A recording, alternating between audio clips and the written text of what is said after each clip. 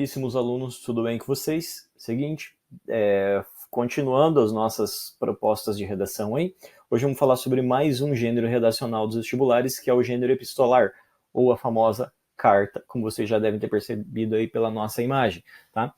Apesar do gênero, né, epistolar ou carta parecer ser algo muito simples, ele tem uma série de especificações. Conforme você muda o contexto, conforme você muda o teu leitor, ou quem fala, ou mesmo o assunto desse texto, você vai ter um gênero diferente. Então, nós temos tipos diferentes de carta. E cada tipo diferente de carta vai ter uma especificidade, apesar da estrutura ser muito parecida, tá? Só para vocês verem aqui, ó, que gênero cada um dos vestibulares cobra, né? A UEM cobra ali 4 tipos de carta: a carta do leitor, a carta reclamação, a carta aberta e a carta solicitação. Calma que a gente já vai ver cada um desses gêneros aí. A UEPG, carta de reclamação e a carta resposta à reclamação. A UniOeste, somente a carta do leitor. E a UFPR a gente não sabe, mas é uma possibilidade aí também. Tem outros vestibulares que também cobram a carta, eu trouxe aqui os mais próximos, né, os mais próximos da nossa realidade aqui hoje, beleza? E, apesar de gêneros diferentes, a estrutura básica da carta sempre vai seguir a essas perguntas, tá? Então o roteiro de escrita, ele vai se basear nessas 6 perguntinhas aqui. Onde, ou seja, da onde que você escreve, né? Quando que você está escrevendo, porque lembre que você vai mandar para alguém que vai receber num dia distinto do momento da escrita, para quem que você está escrevendo, tá? O que você vai dizer, ou qual que é o assunto dessa carta, quem é você que está dizendo isso e por que você está escrevendo isso, beleza?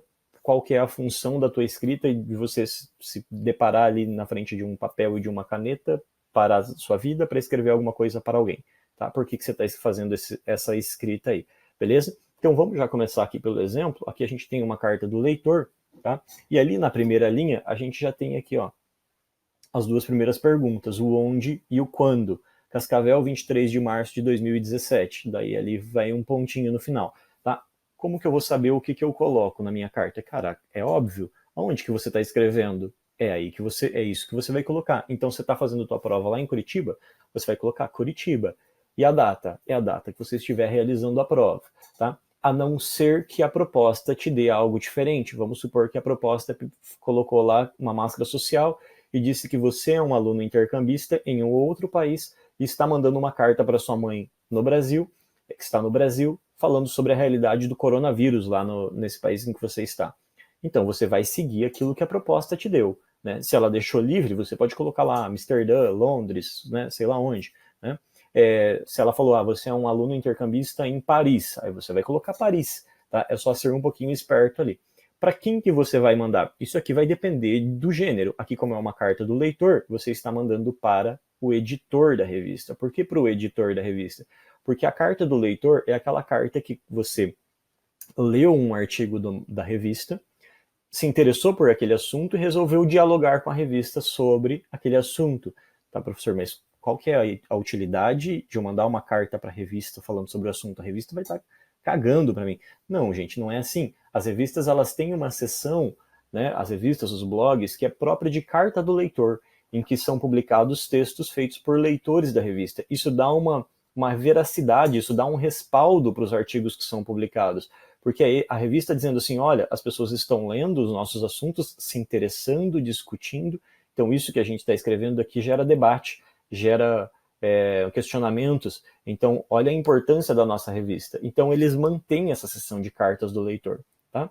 E aí aqui, logo de cara, a autora resolveu começar escrevendo, né, apresentando uma máscara social. Sou leitora assídua da revista Super Interessante, em meio às minhas leituras. Por que ela colocou aqui revista Super Interessante? Porque a proposta pediu para que ela fizesse isso. Isso aqui não pode ser inventado. Tá? Em meio às minhas leituras, me deparei com uma publicação da escritora Camila Matos, de junho de 2015. Da onde que ela tirou esse Camila Matos aqui?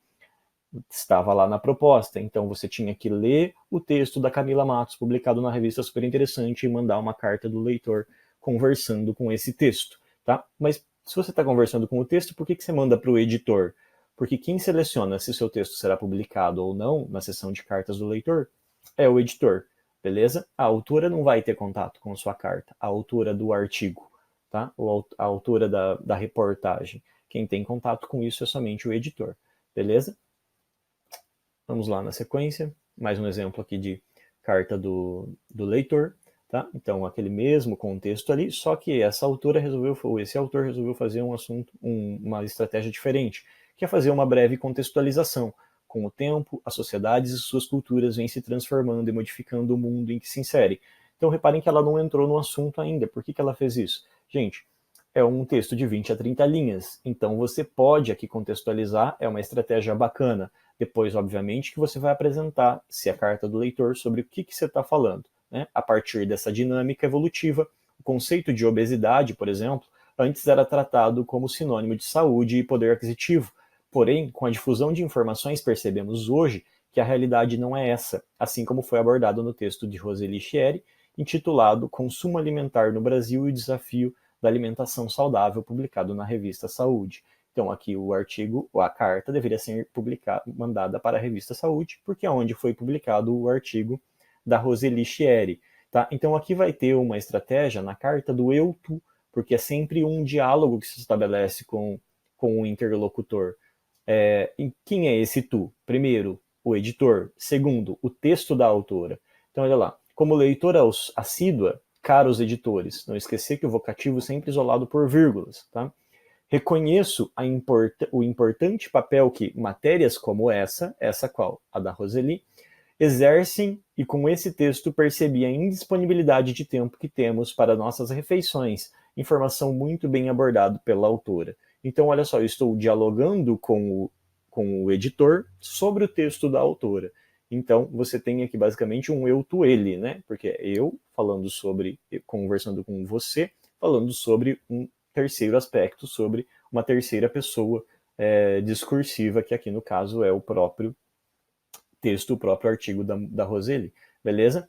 Gente, esse eu, tu, ele é possível também lá no artigo de opinião. Só tem que tomar um certo cuidado, mas ele também é possível, tá? Você colocar lá o há de concordar comigo, tá? Beleza? Isso aqui é uma estrutura que na carta ela é importante, ela é imprescindível, na verdade, e que lá no artigo ela é facultativa, ok? Aqui eu deixei marcadinho aqui só para vocês verem, né, como o autor vai se colocando aqui dentro do texto, né, concordo em gênero, número e grau com a autora quando ela fala sobre os caminhos tchananã, mas gostaria ainda de acrescentar que o mais significativo aspecto para a mudança é o indivíduo. Então reparem que ela vai trazendo as informações que estavam lá no artigo e colocando as informações dela logo em seguida. Então você traz uma informação que está lá e se coloca em relação àquilo. Portanto, matérias como essa são de suma importância para a conscientização de cada um de nós. Com um enorme papel social, aguardo ansiosamente por mais assuntos relacionados à saúde de nossa população na revista. Atenciosamente, leitor. Então, novamente, colocando aqui quem é você, né, que está escrevendo essa carta. Às vezes isso não vai aparecer lá no primeiro parágrafo, se você não colocou a máscara social, você coloca aqui no finalzinho, tá? Atenciosamente, a despedida e a assinatura. E lembrar que depois de assinatura não vai ponto. Beleza, gente? Vamos para o próximo. Aqui uma carta do leitor. Essas duas ali eram cartas feitas para a UniOeste. Então são cartas produzidas por alunos em um ambiente artificial, obviamente, hipotético. Aqui a gente tem um exemplo de uma carta real, só para vocês perceberem como isso existe ainda de fato, né?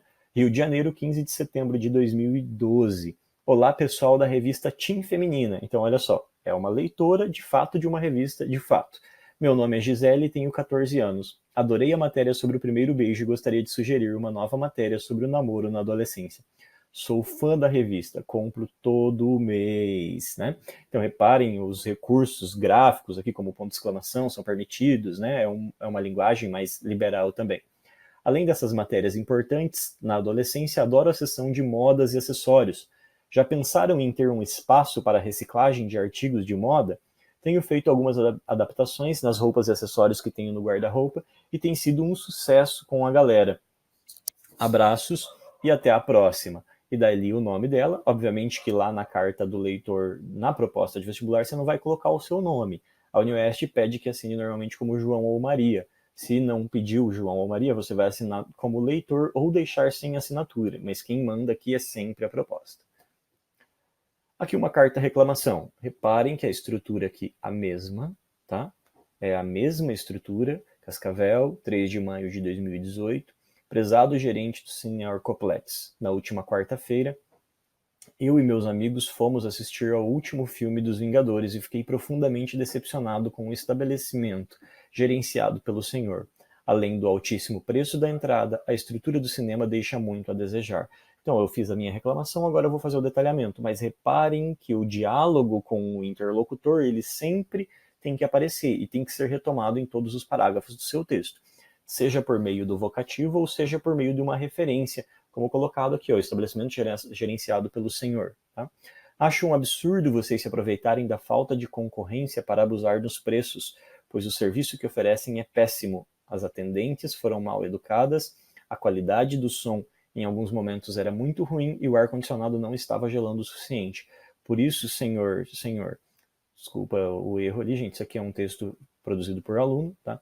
Sugiro que repensem a política de preços de vocês, ou pelo menos ofereçam um serviço de qualidade condizente com o valor pago atenciosamente cliente. Então essa foi uma proposta que eu fiz para uma turma de pré-vestibular, e o aluno escreveu essa aqui, é um texto quase que gabaritado, vocês viram ali que repetiu senhor, né? Mas é um texto praticamente gabaritado aqui. Era uma proposta mais curta, até 15 linhas, e aqui contemplava o que pedia. Então reparem que é simples, né? A carta não tem grandes segredos. E aí a gente vai lá para a carta aberta, que muda um pouquinho a estrutura. Você tem lá o cabeçalho, Cascavel, 5 de maio de 2018. Só que no lugar do vocativo aqui, você vai ter um título. Por quê? Porque você está se dirigindo a uma comunidade, você está se dirigindo não a uma pessoa. Então você coloca como título, igual tá ali, ó, Carta aberta às autoridades políticas. Beleza? Olha lá.